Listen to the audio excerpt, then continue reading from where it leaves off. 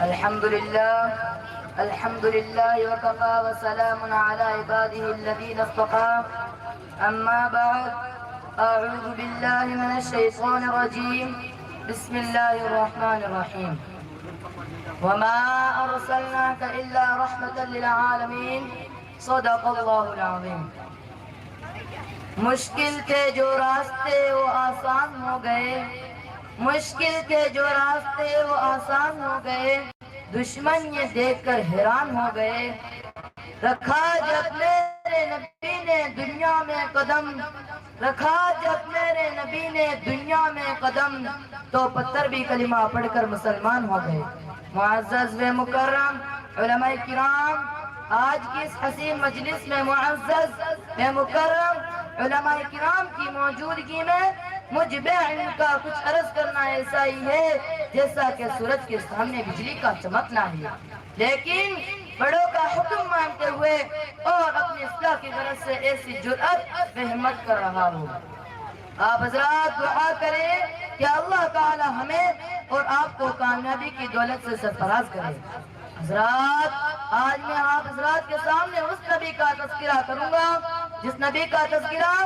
دنیا کا سب سے پہلا انسان حضرت آدم علیہ السلام نے کیا. آج میں اس نبی کا تذکرہ کروں گا جس نبی کا تذکرہ آدم ثانی حضرت نوح علیہ السلام نے کیا. آج میں اس نبی کا تذکرہ کروں گا جس نبی کا تذکرہ ابراہیم خلیل اللہ نے کیا، جس نبی کا تذکرہ اسماعیل ذبیح اللہ نے کیا. آج میں اس نبی کا تذکرہ کروں گا جس نبی کا تذکرہ موسیٰ کلیم اللہ نے کیا. آج میں اس نبی کا تذکرہ کروں گا جس نبی کا تذکرہ عیسیٰ روح اللہ نے کیا. آج میں اس نبی کا تذکرہ کروں گا جس نبی کا تذکرہ دنیا کی تمام فرشتوں نے کیا، جس نبی کا تذکرہ بحر راہب نے کیا،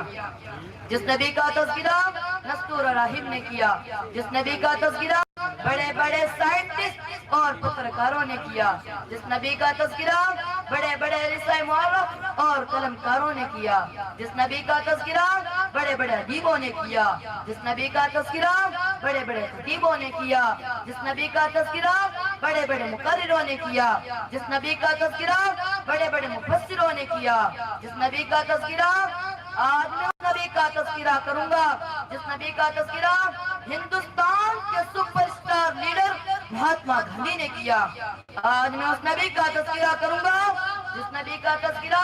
بحر و بر نے کیا، جس نبی کا تذکرہ ارض و سما نے کیا، جس نبی کا تذکرہ شجر و حجر نے کیا، جس نبی کا تذکرہ خشک و تر نے کیا، جس نبی کا تذکرہ حور و ملک نے کیا، جس نبی کا تذکرہ جن و بشر نے کیا، جس نبی کا تذکرہ حور و ملک نے کیا، جس نبی کا تذکرہ شمس و قمر نے کیا، جس نبی کا تذکرہ خود رب العالمین نے کیا. وَرَفَعْنَا لَكَ ذِكْرَكَ. ہاں آج میں اس نبی کا تذکرہ کروں گا جس نبی کے صدقے میں صدیق کو صداقت ملی، جس نبی کے صدقے میں عمر کو عدالت ملی، جس نبی کے صدقے میں علی کو شجاعت ملی، جس نبی کے صدقے میں عثمان کو سخاوت ملی، جس نبی کے صدقے میں خالد کو دلیری اور بہادری ملی، جس نبی کے صدقے میں سورج کو گرماہٹ ملی، جس نبی کے صدقے میں چاند کو سرماہٹ ملی، جس نبی کے صدقے میں ستاروں کو جلملاہٹ ملی، جس نبی کے صدقے میں پہاڑوں کو بلندی ملی، جس نبی کے صدقے میں سمندروں کو طغیانی ملی، جس نبی کے صدقے میں دریاؤں کو روانی ملی. آج میں اس نبی کا تذکرہ کروں گا جس نبی کے صدقے میں آبشار اور جنوں کو خوبصورتی ملی. آج میں اس نبی کا تذکرہ کروں گا جس نبی کا تذکرہ توریت میں موجود ہے، جس نبی کا تذکرہ زبور میں موجود ہے، جس نبی کا تذکرہ انجیل میں موجود ہے، جس نبی کا تذکرہ بائبل میں موجود ہے. آج میں اس نبی کا تذکرہ کروں گا جس نبی کا تذکرہ دنیا کی تمام آسمانی کتابوں میں موجود ہے. حضرات، آپ کو معلوم ہے نبیوں کا وہ مقدس سلسلہ جو حضرت آدم علیہ السلام سے چلا تھا، وہ سلسلہ حضرت عیسیٰ علیہ السلام کے بعد کافی عرصے تک بند رہا. پھر اچانک رحمت خداوندی جوش میں آئی اور بگڑے ہوئے انسانوں پر رحم کھا کر ان کی رشد و ہدایت کے لیے عرب کی تبتی ہوئی سنگلاخ والی چکیل میدان 12 ربیع الاول بروز کے مطابق صبح صادق آفتاب نکلنے کرنے سے پہلے 4:45 پر اس نبی کا ظہور ہوا جس نبی کا نام اسم گرامی محمد بن عبداللہ بن عبد المطلب بن ہاشم بن عبد مناف ہے۔ دوستو وہ ایسے نبی تھے جو سارے جہاں کا درد اپنے دل میں سمیٹے ہوئے تھا۔ خنجر چلے کسی پہ تڑپتے ہیں۔ ہم امیر کا اور حقیقی مصداق تھا کہ اس ذات مقدس نے تمام ظلم و ستم کے خلاف علم بغاوت بلند کیا اور تڑپتی ہوئی پوری انسانیت کی مسیحائی کی ضروری تھا کہ اس بابر کا تصدیق کو سینے سے لگایا جاتا، اسے پلکوں پر بٹھایا جاتا، مگر وہ ذات جو لوگوں کی ہدایت کے لیے تڑپ رہی ہو،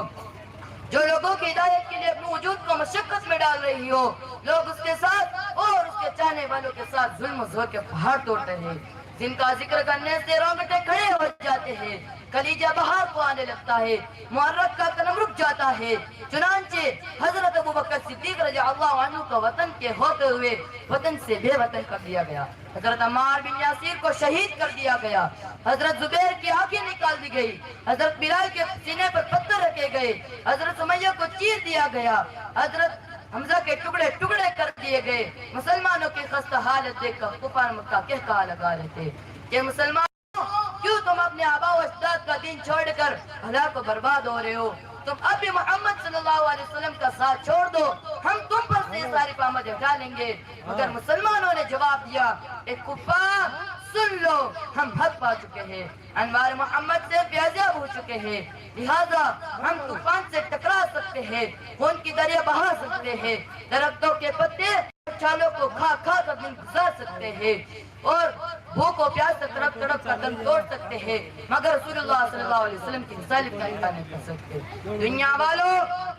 ذرا سوچو وہ کیسے سنگین کھڑی تھی، کتنا بھیانک منظر تھا، مگر رسول خدا صلی اللہ علیہ وسلم کی باتوں سے منہ نہ موڑا۔ آج ہم بھی تو رسول اللہ صلی اللہ علیہ وسلم کی غلامی کا دعویٰ کرتے ہیں، اس لیے کان کھول کھول کر سن لیجئے، اگر ہم نماز پڑھتے ہیں، اگر ہم حج ادا کرتے ہیں، اگر ہم زکوٰۃ دیتے ہیں اور نبی کی ایک ایک سنتوں کو مکمل طور پر بجا لاتے ہیں تو واقعی ہم اپنے دعوے پر سچے اور پکے ہیں، ورنہ یہ ہمارا دعویٰ باطل و بیکار ہے۔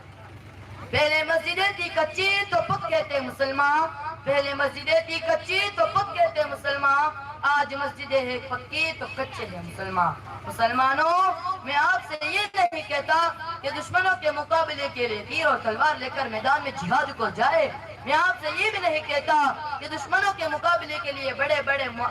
بڑے آئٹم بم اور اگنی میزائل بنانا شروع کر دے، میں آپ سے یہ بھی نہیں کہتا کہ دشمنوں کے مقابلے کے لیے نئی نئی تدبیریں شروع کر دی جائے۔ مسلمانوں بلکہ میں آپ سے یہ ضرور کہوں گا کہ اگر آپ کامیابی چاہتے ہیں تو نبی کی ایک ایک سنت اور صحابہ کا طریقہ اپنا لیجئے، اس لیے کہ نبی کی سنت میں جو طاقت ہے وہ طاقت کسی تیر اور تلوار میں نہیں، نبی کی سنت میں جو طاقت ہے وہ طاقت کسی نیزے کمان میں نہیں، نبی کی سنت میں جو طاقت ہے وہ طاقت کسی بڑے آئٹم بم میں نہیں، نبی کی سنت میں جو طاقت ہے وہ طاقت کسی اگنی میزائل میں نہیں، نبی کی سنت میں جو طاقت ہے وہ طاقت کسی سپر پاور کے پاس نہیں، نبی کی سنت میں جو طاقت ہے وہ طاقت تمہارے پردھان منتری کے پاس نہیں اور ان کے فورس کے پاس نہیں، نبی کی سنت میں جو طاقت ہے وہ طاقت انگریز ظالم بے جابر وقت کے فرعون کے پاس نہیں۔ دوستو کسی شاعر نے کیا خوب کہا ہے، جا کی بازی لگا کر بھی ناکام ہوں، جا کی بازی لگا کر بھی ناکام ہوں، ایک ادا چھوڑ کر کیسے بے دام ہوں، صرف مسواک سے جنگ کو جیت لی، صرف مسواک سے جنگ کو جیت لی، میرے آقا کی سنت بڑی چیز ہے۔ اس لیے میرے پیارے پیارے مسلمان بھائیوں، نبی کی ایک ایک سنت اور صحابہ کا طریقہ اپنا لیجئے، دنیا خود بخود تمہارے قدموں تلے آ جائے گی۔ میں اپنی تقریر کو شعار کے ساتھ میں ختم کر رہا ہوں۔ یہ اسلام سینہ بسینہ نہ ہوتا، یہ اسلام سینہ بسینہ نہ ہوتا، خدائی کا ایسا قرینہ نہ ہوتا، زمین آسمان چاند سورج ستارے، زمین آسمان چاند سورج ستارے، محمد نہ ہوتے تو کچھ بھی نہ ہوتا۔ نقش قدم نبی کے جنت کے راستے، نقش قدم نبی کے جنت کے راستے، اللہ سے ملاتے ہیں سنت کے راستے۔ دوستو چلتے چلتے ایک شعر اور سنا دینا بہتر سمجھتا ہو، شعر ملاحظہ ہو، جب ہاتھ اٹھانا دعا کے لیے تو ہمیں نہ بلانا خدا کے لیے، جب ہاتھ اٹھانا دعا کے لیے تو ہمیں نہ بلانا خدا کے لیے، کیا پتا ہمارے نصیب کی خوشیاں منتظر ہو آپ کی دعا کے لیے۔ وما علینا الا البلاغ۔ السلام علیکم۔